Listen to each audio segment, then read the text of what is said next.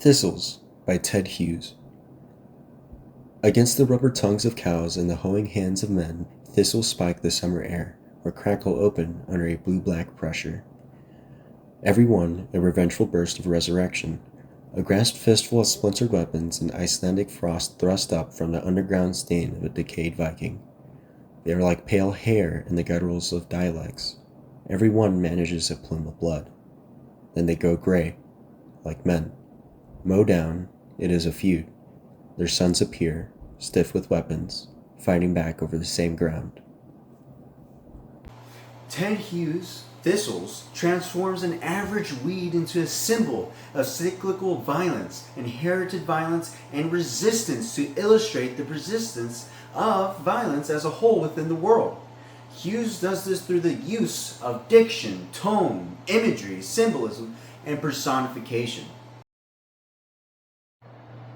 Throughout the poem, Hughes used aggressive words such as spike, crackle, revengeful, splintered weapons, frost thrust up, blood, feud, and fighting back. These words help create the idea that thistles are dangerous and combative rather than being passive plants. This helps to develop the overall harsh, hostile, conflict-ridden tone. Along with harsh and aggressive words, the sounds of the words themselves are also harsh, helping to elevate the tone of the poem overall, imitating the prickly texture of thistles and further reinforcing the idea of a violent atmosphere being present within this poem. Some of the words within the poem connect the personification of the poem as well. Words such as feud, sons, and fighting back. These words used specifically suggest reoccurring cyclical acts of violence that can be inherited from the generation prior. The overall tone of Ted Hughes' Thistles is harsh, fierce, and violent, or confrontational. We can find this most clearly through the use of diction throughout the poem, with many words being aggressive or harsh either by the words themselves or through the sounds within those words when spoken.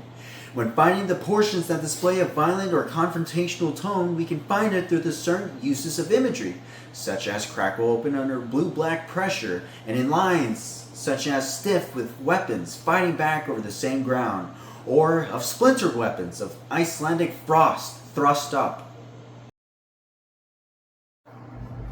Through the poem, we find many lines containing imagery that can help reinforce the overall theme of persistence of violence, such as thistles spike the summer air. This line creates the image of flames actively piercing the sky, presenting thistles as armed and aggressive, and the use of the season can link the line back to the theme of persistence of violence through its cyclical nature, as you could assume that thistles will spike the summer air every summer. Another line within the poem that creates imagery of violence with the use of plosive diction is crackle open under a blue-black pressure, painting the image of thistles bursting open violently like weapons being fired or explosions. The color choice of blue-black could suggest stormy weather, which can further the harsh tone of the poem overall. Within the poem, there is a line that creates the interpretation of time, that line being, "From the underground stain of a decayed Viking." Hughes, making use of the word decayed within the imagery, allows the reader to recognize that the violence has been happening for a long time, as an entire body has had enough time to fully decay, which reinforces the idea of cyclical inherited violence that lasts for generations, which furthers the overall theme of persistence of violence as a whole. Another line of imagery that helps with the interpretation of time is, "They grow gray like men," creating the image of thistles mirroring humans being young, going through violence, and growing old before inevitably dying. This offers another view into cyclical violence being simultaneously meaningless yet inescapable. Throughout the poem, we are introduced to how thistles are used as a symbol of resistance. And when there's violence, there's resistance. And when there's resistance, there's violence, illustrating the cyclical nature of violence. Specific lines that can point towards thistles being seen as a symbol of resistance are lines such as, "Mow down, it is a feud, their sons appear." This imagery is as straightforward as it can be. There is conflict, and because of this conflict, fathers are killed. And as a result, their sons take their place in an effort to continue the fight of their fathers and to avenge them. Both sides will respond to nothing but violence to accomplish their goal, which continues this loop. Thistles as well can symbolize human conflict and violence, that being because of the growth of weeds being fast and that conflict often can be passed down to generation. With the prior line, their sons appear, illustrating this fact as straightforward as possible. This hatred and revenge that gets passed on to the next generation only adds more fuel to the flame of the cyclical nature of violence. Within this poem, thistles are heavily personified. The easy examples to point towards are in the lines, stiff with weapons, fighting back over the same ground, and every one a revengeful burst. These lines create the imagery that the thistles are the same as human soldiers that are having to engage in an endless feud or conflict. The main purpose of this is to blur the lines between nature and humanity, causing the reader to step back and realize that humans are still part of nature as we're all animals.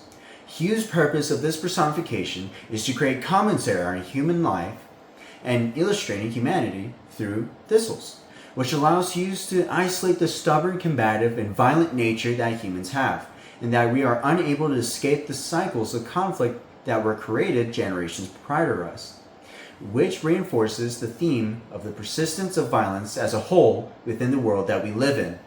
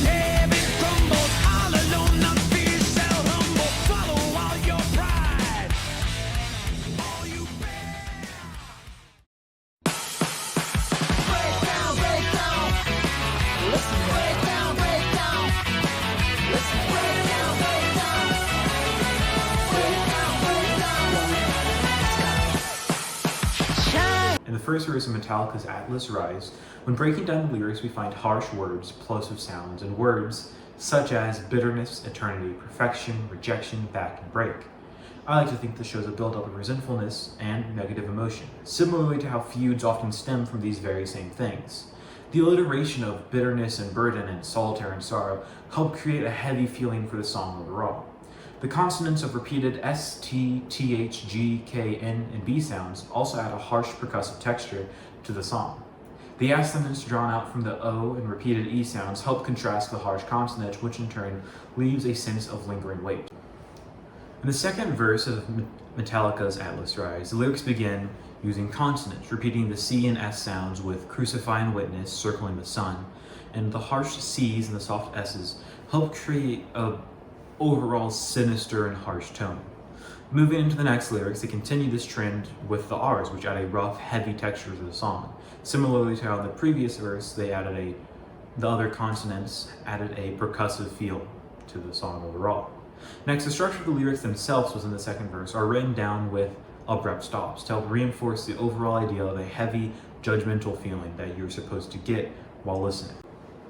The third verse in Metallica's Atlas Rise, the lyrics start with alliteration, with Masquerade as maker, the M creating a softer sound that shifts the tone to be more offset from the previous lyrics. Continuing with alliteration in these lyrics is heavy as the crown and hit the ground. The H sound creates a feeling of breathlessness or exhaustion, reinforcing the idea of a heavy duty or purpose, similar that an individual would have to their own people. This verse also contains consonants and assonants as well. Beaten down and broken and drama weighs you down, with the repetition of the M sound and the hard sounds they get from the letter D that helps create the heavy tone overall. The repetition of these further emphasize fatigue. Stumbles, crumbles, and humbles, the repetition of the umbles in these words, help to create a strong, consistent theme that feels almost inevitable, percussive, helping to emphasize the chaotic world that we live in. The song and poem are very similar in nature, where both are dealing with the ideas of endurance under conflicts that come before us. However, they have different takeaways. In the song Atlas Rise, it deals with the resolution of cyclical violence very differently than how Thistles deals with it. As in an Atlas Rise, it makes the impression of endurers, having to take the brunt of the violence and continue moving forward. The main piece of evidence to this interpretation would be Atlas himself, as Atlas burdens himself with the weight of the whole world, but never stops. He continues to hold the world despite the weight put on him. Now, some listeners would be jamming out to this heavy metal song, or whatever, but others might hear it as a call to take a look around those and see who seem bothered or burdened, and in some way do what they can to take the weight off of their shoulders, because unlike Atlas, we live in a world where we can help one another. Thistles, however, takes the impression of cyclical violence in another direction. It's somewhat nihilistic, as it's illustrated as inescapable and inevitable. Thistles makes it out to be something that is unavoidable, and that there's nothing we can do about it as it will run its course, with certain lines making it clear that it has and will continue to run its course, namely the lines that give the interpretation of the time. While also using harsh tones within Thistles, it diverges from Atlas Rise as it leaves a different underlying tone. Because it feels less sinister, it's more cruel due to the disconnection.